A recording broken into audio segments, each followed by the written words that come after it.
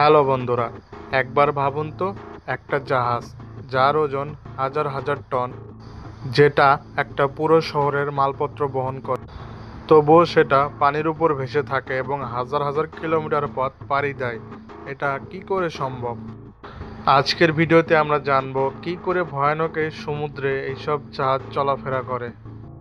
আপনারা নিশ্চয়ই অবাক হন হয়তো এটা দেখে যে এত বড় জাহাজ কেন সমুদ্রে ডুবে যায় না। এর পিছনে রয়েছে বৈজ্ঞানিক রহস্য। ভাসমানতার এই তথ্যটি প্রথম দেন বিজ্ঞানী আর্কিমিডিস।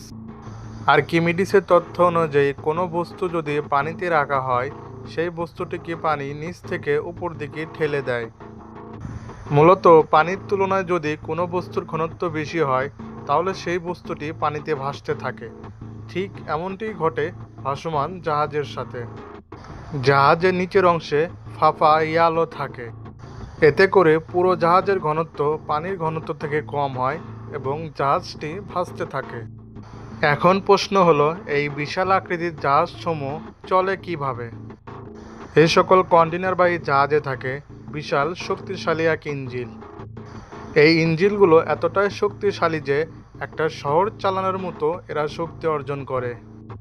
সকল ইঞ্জিন চালায় একটি পাখা, যা জাহাজের শক্তি অর্জনে গুরুত্বপূর্ণ ভূমিকা পালন করে। নিউটনের তৃতীয় সূত্র অনুযায়ী প্রত্যেক ক্রিয়ারই একটি সমান বিপরীত ক্রিয়া আছে। পানি পিছনে গেলে জাহাজ সামনের দিকে এগোতে থাকে। সমুদ্রপথে মালবাহী জাহাজে হাজার হাজার কন্টেনার থাকে। সবচেয়ে বড় জাহাজে কন্টেনার সম্ভবত 20 থেকে 25,000 প্লাস। বর্তমানে অনেক জাহাজ তৈরি হয়েছে পিকনিক স্পট নামে, যেগুলোতে বহন করে হাজার হাজার মানুষ। সমুদ্র সবসময় শান্ত থাকে না। বিশাল ঢেউ, ঝড়, টাইফুন লেগেই থাকে। তবুও এই সকল দুর্যোগের মধ্যে জাহাজ কিভাবে টিকিয়ে থাকে? এই সকল জাহাজের ডিজাইন এমনভাবে করা হয় যেন সমুদ্রের সাথে ভারসাম্য বজায় থাকে।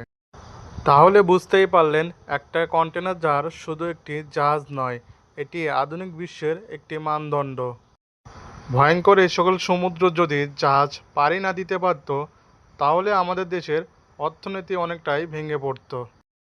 বন্ধুরা, ভিডিও ভালো লাগলে চ্যানেলটি লাইক, কমেন্ট এবং সাবস্ক্রাইব করতে ভুলবেন না।